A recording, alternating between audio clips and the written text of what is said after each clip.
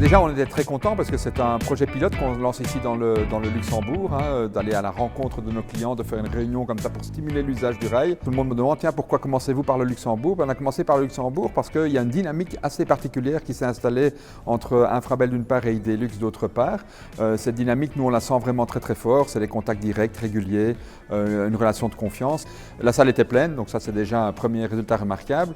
La qualité des débats était aussi remarquable parce que beaucoup d'industriels sont venus témoigner de leur succès avec et grâce au rail. Depuis 20 ans, nous sommes actifs sur la commune d'Aubange, juste à côté du terminal container d'Attu, et nous importons entre 600 et 1200 containers par an qui sont livrés chez nous directement, sans retard, selon un planning bien établi et hors de la congestion des routes et du ring d'Anvers.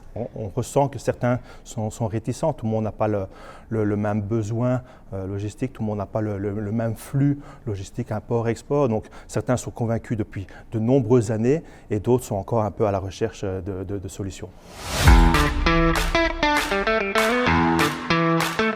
Nous sommes tractionnaires ferroviaires, nous tirons des trains proprement dit et principalement entre Attu et Anvers. Contrairement aux idées reçues, on est quasi toujours nous dans le privé, dans le transport de marchandises à l'heure. Il n'y a que très peu de retard de train, très peu, voire quasi aucun train annulé, aucun accident ces 3 dernières années pour TCA Rail. La cerise sur le gâteau, c'est que évidemment l'impact environnemental est réduit fortement.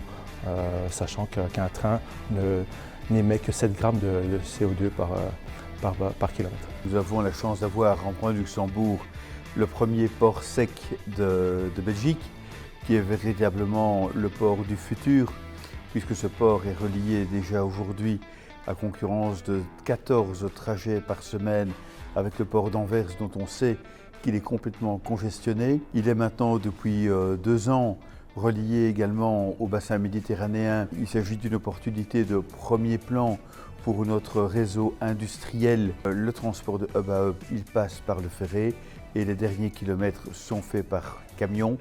Aujourd'hui, le transport ferroviaire et l'offre du terminal container est de plus en plus complète, elle est de plus en plus souple.